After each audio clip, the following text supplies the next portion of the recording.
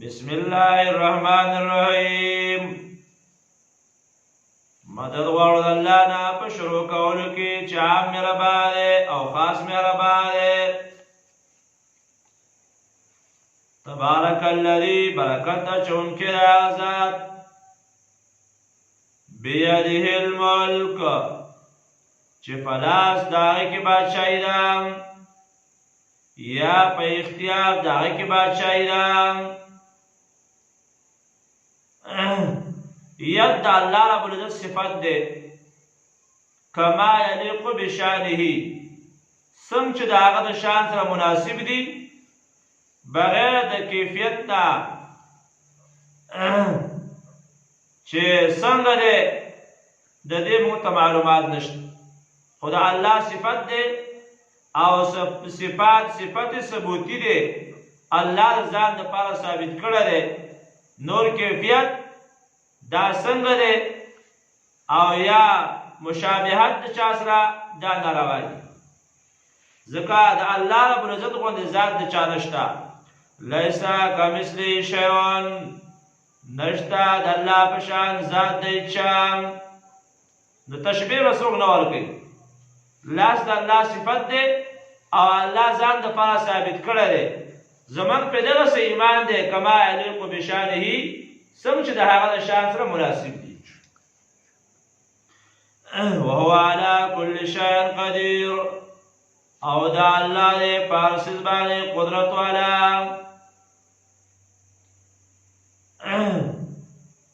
د برکت والا دی ځکه الذي هغه ذات دی خلق الموت والحیات چې پیدا کړی دی مرګ او ژوند. پیدا کړی دی مرګ او ژوند. مرګ یې مخکې ذکر کړی ځکه دا عدم دی او حیات وروسته دی ځکه دا وجود دی او عدم مخکې وي په وجود باندې. اول یو شی نه بیا موجود شي که انسان نو په قلب کې تېر شوي دي. الله هغه ذات دی چې پیدا کړي تاسو نشته مشته کړي. کیف تکفرون بالله وکنتم امواتا فاحیاکم. هلته موت مخکې کړی دی یعنې نه شوئ تاسو. هلته موت معنا وکنتم امواتا وایي تاسو نشت نو فاحیاکم ژوند مې درکړه ژوندي مې کړلی تاسو. دلته مرګ مخکې کړی دی.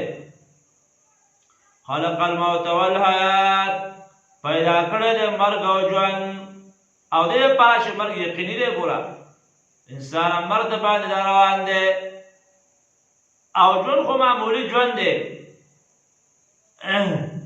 دا څه دپاره لیبلوکم دې لپاره چې امتحان وکړي په تاسو باندې ایکم احسن عملا چې کوم یو دی په تاسو کې ښایسته عمل کوونکی. فضیل ابن عیاض رحمه الله وایي چې اکثر عملا نه دی ویلی چې اکثر عملا کوم یو دی په تاسو کې ډېر عمل کوونکی. او بیا وایي د احسن عمل دپاره دوه شرایط دي. یو شرط دا دی چې د الله د حکم مطابق وي او دویم دا دی چې په سنت طریقه باندې برابر وي. که په دې دواړو کې یو شی نه و د الله لپاره نه و یا د نبي علیه صلات وسلام په طریقه باندې نه و یو شرط پکې نه و نو دا احسن عمل نه دی. احسن عملا چې ښایسته عمل کوونکی کوم یو دی په تاسو کې ښایسته عمل کوونکی. ځینې خلک دا په دې باندې چسپانه چې ګوره تاسو ډېر اعمال کوئ او موږ لږ عمل کوو خو ښې کوو. خو د دې آیاتونه بې ځایه استعمال دا جایز نه دی. د خپل خواهش د تفسیرونه په کار نه دي چې انسان تفسیر د ځان نه وکړي. تفسیر باید هغه چې هغه څلور طریقې علامه ابن کثیر رحمه الله ذکر کړي دي. تفسیر القرآن بالقرآن، تفسیر القرآن بالاحادیث، تفسیر القرآن باقوال الصحابه او تفسیر القرآن باقوال التابعین. دین علاوه نور خو تفسیر بالرای دی هغه چې دی نو هغه مقبول نه دی عند العلماء.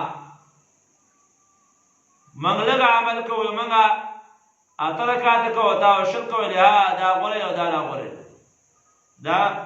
دا مناسب تفسیر نه دی عام اعمال په عمل کې حسنیت راځي په اخلاص باندې په عمل کې حسنیت راځي په سنت طریقه باندې په تابعدارۍ د صحابه کرامو باندې او هغه باقاعده موجود دي ځکه دا خو د صحابه عمل دی نو صحابه عمل به احسن نه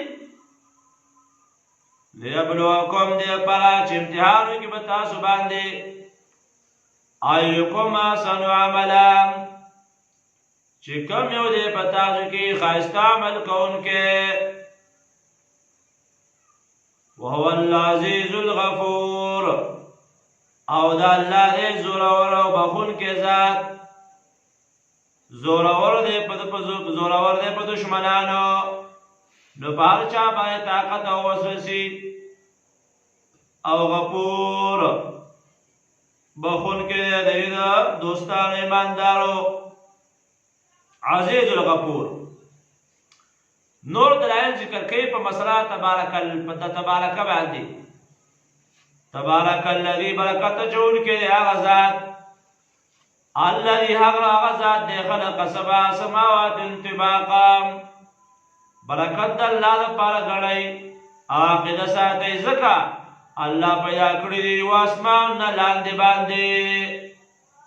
باندې پیدا کړی ما ترى في خلق الرحمن وبنوی دی ففیدائق دو مهربان ذات کی من تفاوت سنقصان صعیب نقصان چه دایر دسی وی و دا دسی وی دا دسی نوی جوڑ شوی و دا سی وی پا دن شکل بانده وی دسی نقشه بانده وی و دا بخوا نا ما ترى وبنوی دی فی خلق الرحمن فپیدائق د مهربان ذات کی من تفاوت سے نقصان او صعب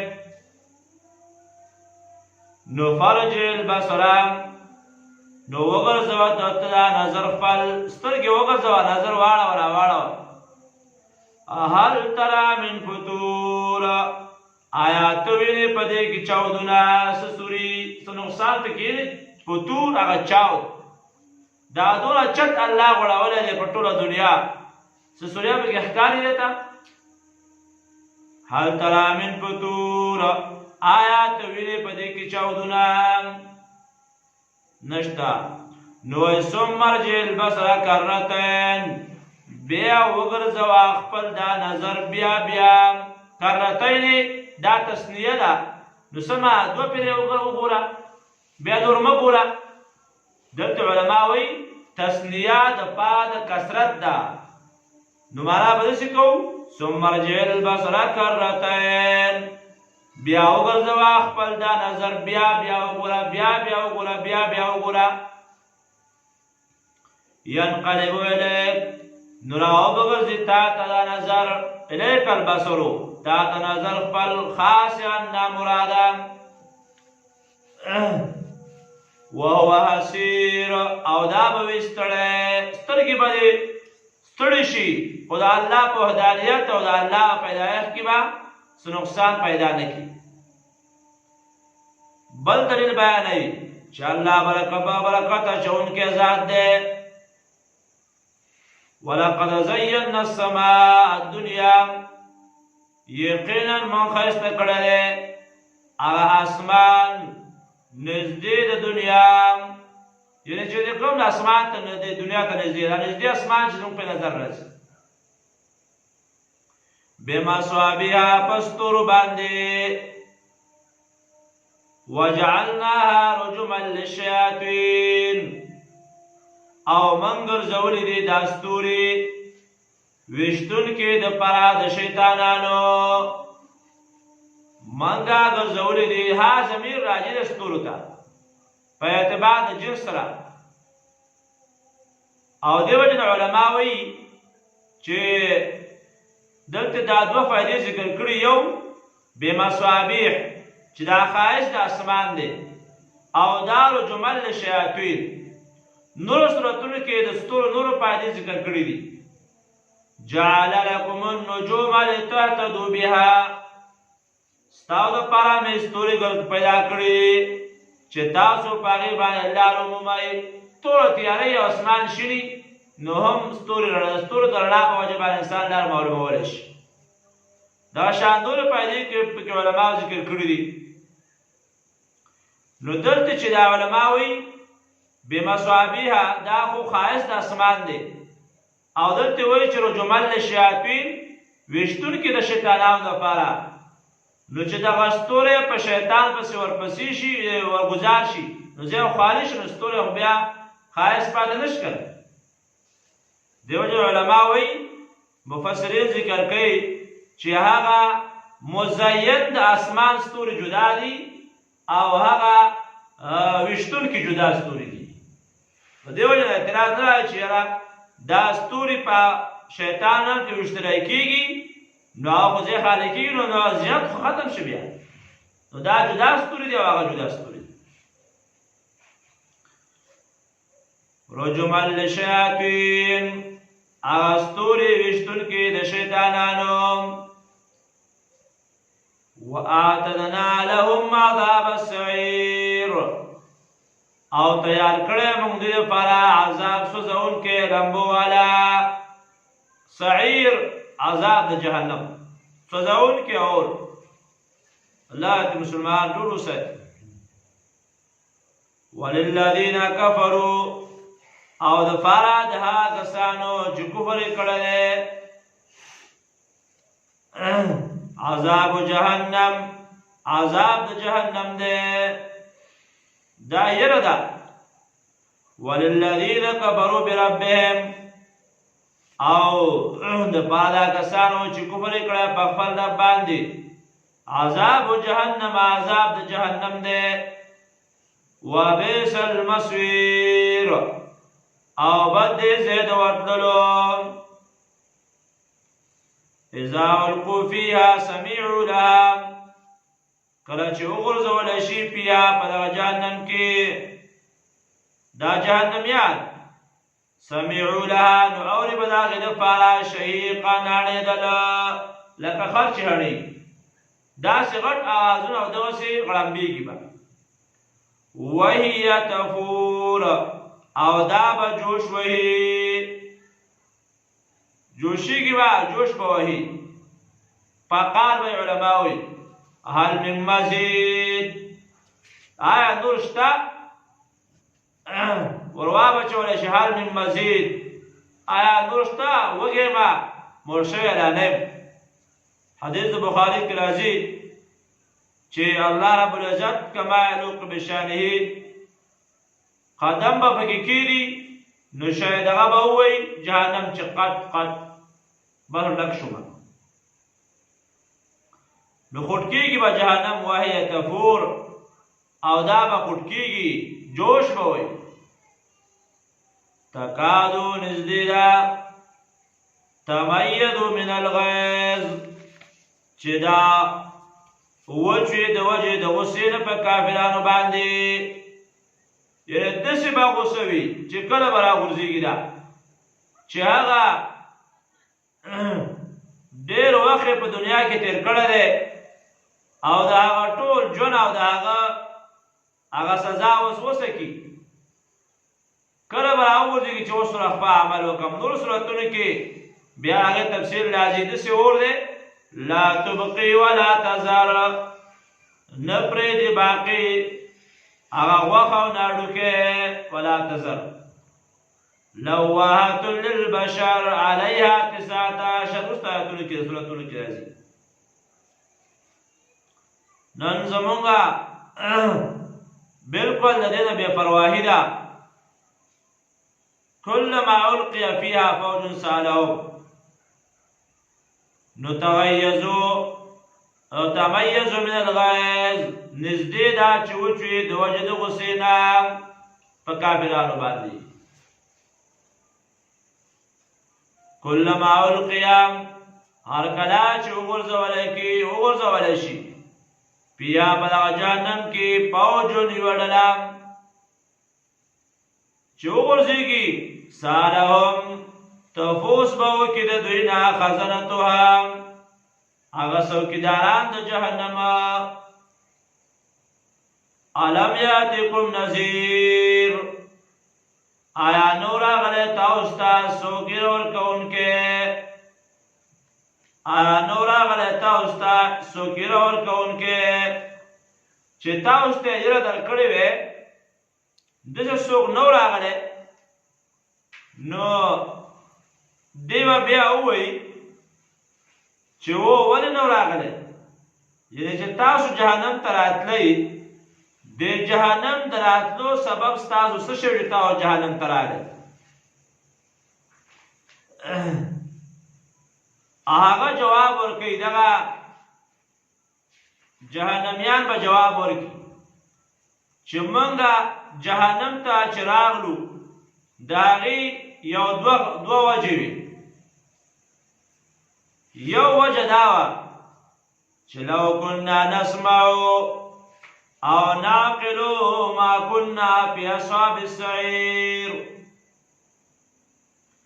لو كنا نسمعو کاش چې موږ د الله کتاب اورېدلی وی، چې موږ د الله کتاب اورېدلی وی ورته ناست وی او د الله کتاب هغه م اورېدلی وی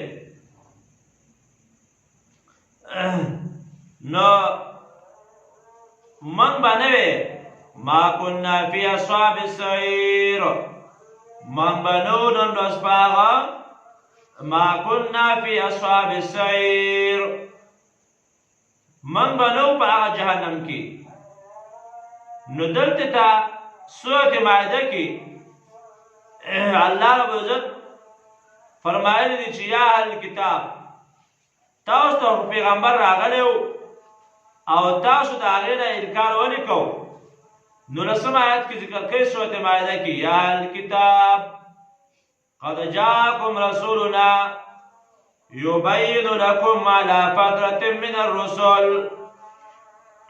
نو لسم آیت دی سورۃ مائده کې یقینا راغلی او تاسو ته رسولنا زموږ پیغمبر یبین لکم چې واضح بیان کړي تاسو ته على فترة من الرسل په وخت باندېدلو د پیغمبرانو کې چې انبیاء اسلام بند شوي، پیغمبرانو سلسله ختمه شوې وه. یعنې عیسی علیه السلام هغه برخه جوړه شوې نبي اسلام نه مبعوث شوی نه و، هغه د زمانه د فطرت وایي یا 500 کال عمر و. نو الله وایي ما پیغمبر راولېږه د دې لپاره ان تقولو چې ونه وایې په قیامت کې ما جانا من بشیر ولا نذیر چې نو راغلی موږ ته څوک زیره راکوونکی او نه یره راکوونکی، چې قیامت کې دا بهانه ونه کوي چې موږ ته څوک زیره ورکوونکی او یره ورکوونکی نو راغلی. نو الله پیغمبر مې راولېږه فقد جاءکم بشیر ونذیر یقین داغی تاسو ته زیره درکوونکی او یره ورکوونکی. والله علی کل شیء قدیر الله دې په هر یو څیز باندې قدرت والا. نو ستاسو باندې نه چلېږي چې یاره موږ څه نه اورېدلي او په څه باندې پوهېدلو نه. ملایک چې ته پوښتنه وکړي چې تاسو ته څوک ږیره ورکوونکی نو راغلی، نو قالو دا جهنمیان به ووایي بلا ولنا قد جاءنا نذیر راغلی و موږ ته یره ورکوونکی راغلی و، خو زمونږ جواب هغې ته څه و؟ فکذبنا موږ تکذیب وکړو د هغې دروغجنه مو ورته وویله، نسبت د دروغو مو ورته وکړم. وقلنا او ویل مونږه ما نزل الله من شیء چې نه دې رالېږلي الله هېڅ څیز، الله هېڅ شی نه رالېږلي تاسو په ځان نه لګئ، الله هېڅ شی نه رالېږلي. ان انتم نه تاسو الا فی ضلال کبیر مگر تاسو یې په ګمراهۍ لویه کې، تاسو په گمراهۍ لویه کې. نو علت دراتلو د جهنم هغه دې آیت کې ذکر کړي. نو وقالو جهنميان به وایي ملائک به ته پوښتنه کوي او به دا جواب ورکړي بیا به دا بلدا جهنميان به وایي لو كنا نسمع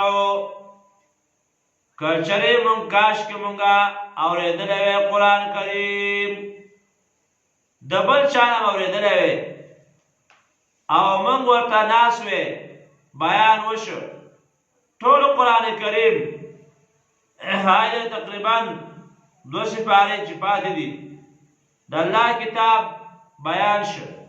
اوس که چا اورېدلی او غوږ یې ورته ایښودی حاضر شوی وي یا نه خو چې اورېدلی وي ځکه د مسلمان صفت دا دی د ایماندار صفت دا دی چې کوم ځای کې د الله کتاب بیانېږي سورت اعراف کې هغه الله ذکر کوي ادب د قرآن کریم دا دی او د ایمان تقاضا دا ده چې کله قرآن کریم لوستی کېږي اذا قرئ القرآن فاستمعوا له وانصتوا لعلكم ترحمون.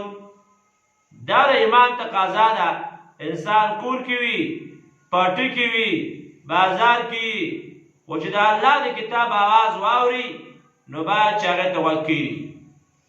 ځکه دا علت د جهنم د تلو دی نه اورېدل او دا خوی د کافرانو دی. لکه حامد سجده کې وایي وقال الذين كفروا لا تسمعوا لهذا القرآن. کافرانو به ویل چې دې قرآن ته غوږ مه نیسئ دام خرابوي او دام بېدینه کوي وایي د خپل دین نه ماړئ. نو دا خوی خو د بېدینو ذکر شوی دی. نو د مسلمان د ایماندار د هغې صفت به دا وي نارینه وي که زنانه وي صفت به دا وي چې د الله کتاب به اوري. نو جهنمیان به علت دا ذکر کوي لو كنا نسمعو کاش که مونږ اورېدلی وی قرآن کریم د بل چا نه به اورېدلی او ته ناست وې ډرامې هم کتې کرکټونو دپاره وخت و چې کرکټونو ته هغه انسان کینی مونځ هم قضا کوي شپه هم ورته روڼوي او سریالونه ګوري د نیمې شپې پورې هغې ته دا ناستي مونځ پرېږدي او نور مېلمانه او چې څوک یې هغه پرېږدي خو د سریال وګوري. ډېر کلمه ګو مسلمان داسې شته الله د هغې په حال باندې رحم وکړي.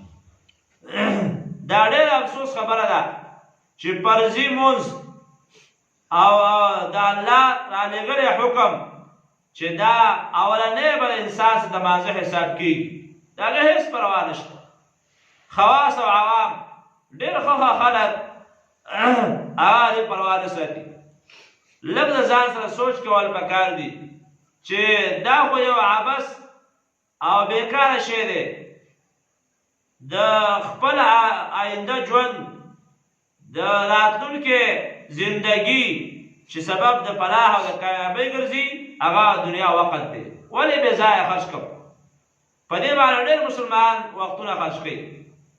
او حدیث د بخاري کې راځي رسول الله صلی الله علیه وسلم فرمایي نعمتان مغبون فيه كثير من الناس الصحة والفراغ. دوه لوی نعمتونه دي چې انسانان د هغې نه بې پروا دي. انسانان د هغې نه بې پروا دي. دوه لوی نعمتونه دي. څوک وایي نبي صلی الله علیه وسلم فرمایي صحیح حدیث د بخاري روایت دی مغبون فيه كثير من الناس. بے پرواهی کی د هغې نه غفلت کی د هغې نه ډېر خلک. یو صحت دی روغ صحت چې انسان یې په څه کې خرج کوي او دویم د انسان سره وقت دی چې وقت بې ځایه خرج کېږي. په دې باندې علماو مستقل کتابونه لیکلي دي چې د وخت قیامت او زموږ غفلت. وخت څومره قیمتي څیز دی او بیا زموږ غفلت ته څومره دی. د وخت قدر چې چا کړی دی نو یقینا چې لوی لوی اشخاص د دنیا لیدلي دي چې چا د وخت قدر کړی دی. هغه زموږ ځوانه طبقه الا من شاء الله چې هغه ډېر ایماندار انسان او ډېر نیکبخته ځوان به وي چې د خپل وخت قدر وکړي، هغه په لهو لعب باندې خرچ نه کړي. موږ اکثر وینو زیات ځایونو کې چې لږ چا ډېر وس کېږي دیاړي وکړي مزدوري وکړي، ځان نه خوله وباسي او بس دا خو د ګمراهۍ شی اغستی، دا خو یو آله ده یعنې موبایل، او بس په دې کې چې څه د ګناه کارونه دي هغه پکې ګوري. یو ورځ اذان کېده او د ځوان راغونډ شوي او بس په دې کې ډرامې لګولې وه، پلار یې ورته ناست و. دا نه و چې زموږ دپاره خو د اذان جواب ورکول لازمي دي که لازمي نه دي. هغه ښه ساز هم له روان و، ساز هم ورسره غږېده او ځوان پورته ناست دي شپږ اته کسان او دا شی غږوي او دا نه کوي چې یاره دا خو الله اکبر اذان کېږي. الله ډېر لوی دی، که ستا ده ته چې په دې کوم څیز باندې مشغوله یې او وخت خرابې، دا به ستا لپاره نقصان او سبب د هلاکت دی. نو الله زموږ په ځوانو باندې رحم وکړي. ډېر سخت د بېدینۍ حالات او اسباب هغه ډېر زیات دي او حدیث کې راځي چې دا د قیامت علامه ده چې د ډمتوب سامان به ډېر شي. د ډمتوب د بېدینۍ د ګمراهۍ سامان به ډېر شي. په هر کلي کې په هر پرځي کې د اوس خو د هر چا جب ته د ډمتوب سامان او اشیاء رسېدلی دی. دا یو آله دی، دغه دی، یو سبب دی. ته چې پکې دغه د بېدینۍ ګورې، ته مسلمان په حیثیت د یو مسلمان د مسلمان په کور کې پیدا ځوانې مسلمانې کلمه وې، هغه ځوانانو کې چې د جهنم خشان کېږي د هغې نه ځان بچ که او ځان په هغه ځوانانو کې راوله چې حدیث کې چې راځي چې اووه قسمه کسان به د الله د عرش د سوري د لاندې وي. یو پکې هغه ځوان دی چې په ځوانۍ کې د الله تعالی بندګي کړې وي. نو دا د وخت ضایع کول دي، خپل وخت ضایع کول او ګناه په بیه باندې اخیستل.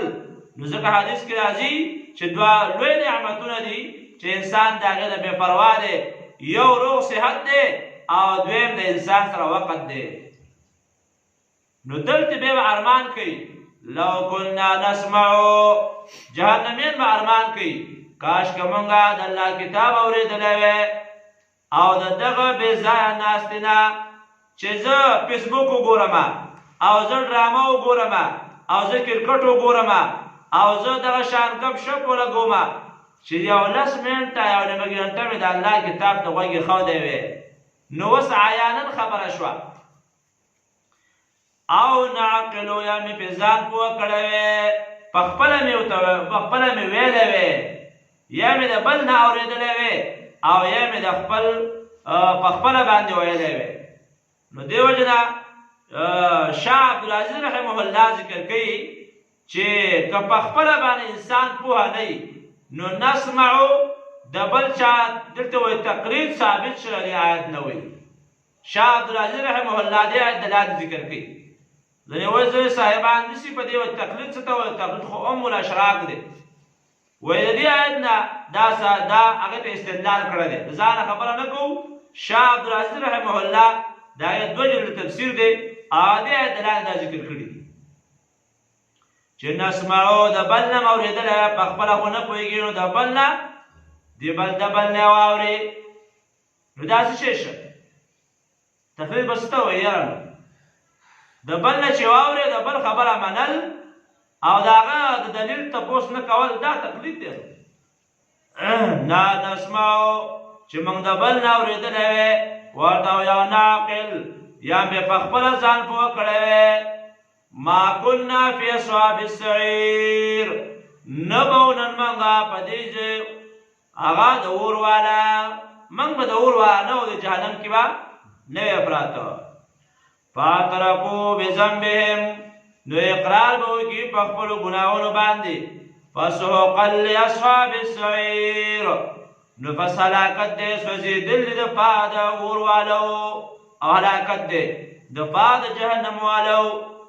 خوشخبري بیانوي ان الذین یخشون ربهم، هغه کسان چې یره کوي د خپل رب نه بالغیب، په غیب سره، یعنې موږ رب نه دی لیدلی خدا الله نن دا یره دا یقین او عقیده هم دا چې رب شته او موږ داغه بندگان یو او موږ داغه بندگی کوو.